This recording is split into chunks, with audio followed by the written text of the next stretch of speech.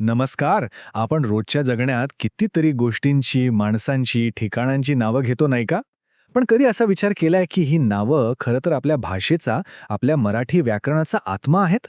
चला, आज आपण व्याकरणातल्या याच सगळ्यात महत्वाच्या पायाबद्दल बोलूया, म्हणजेच नाम. एक क्षणभर विचार करा, जर या जगात कशालाच नाव नसतं तर काय झालं असतं? आपण एकमेकांना कसं ओळखलं असतं?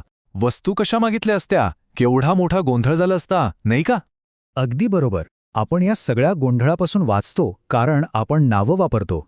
आणि इथेच व्याकरण आपल्याला एक खूप महत्वाचा आणि खास शब्द देतं, जो आपल्या भाषेचा आधारस्तंभ आहे.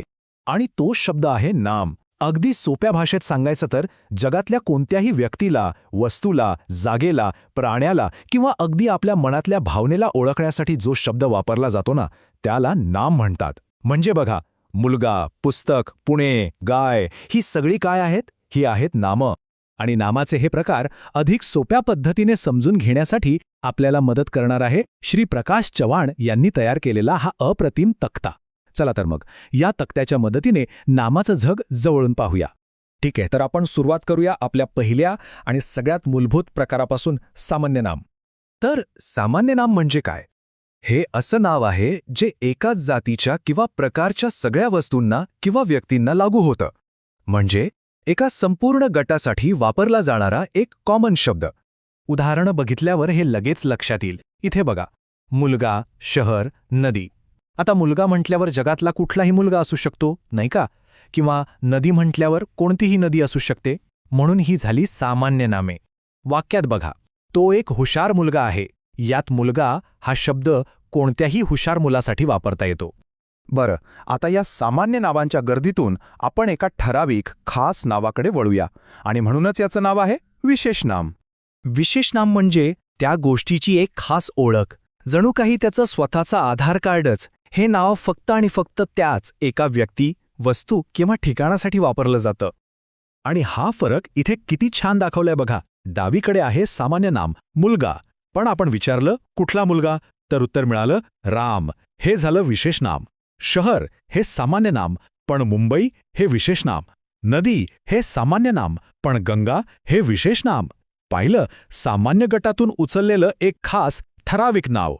ठीक आहे, आतापर्यंत आपण अशा गोष्टींबद्दल बोललो ज्यांना आपण पाहू शकतो, स्पर्श करू शकतो.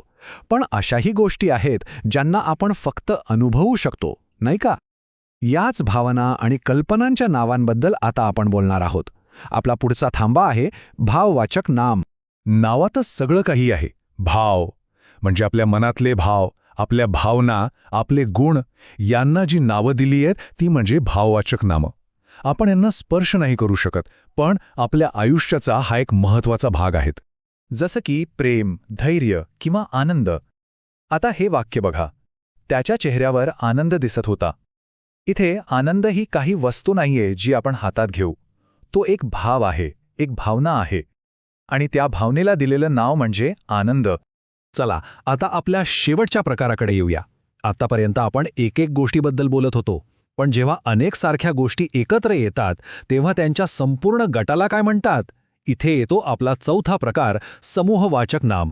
समूह नावाप्रमाणेच हे एका ग्रुपचं, एका समूहाचं नाव आहे.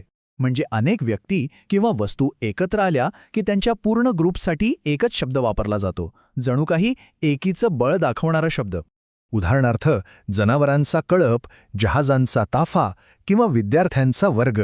आता हे वाक्य बघा, विद्यार्थ्यांचा वर्ग शांत बसला होता. इथे आपण प्रत्येक विद्यार्थ्याबद्दल बोलत नाही आहोत, तर त्या संपूर्ण गटाला म्हणजेच वर्गाला उद्देशून बोलतोय.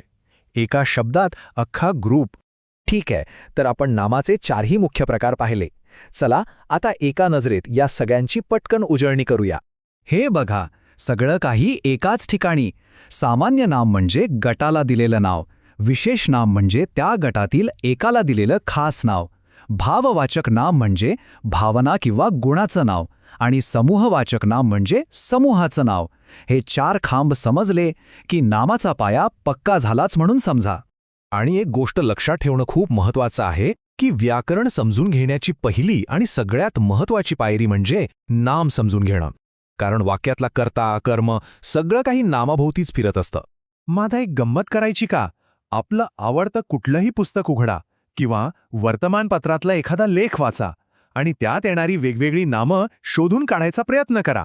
बघा तुम्हाला यात किती मजा येते आणि तुमची समज किती पक्की होते ते.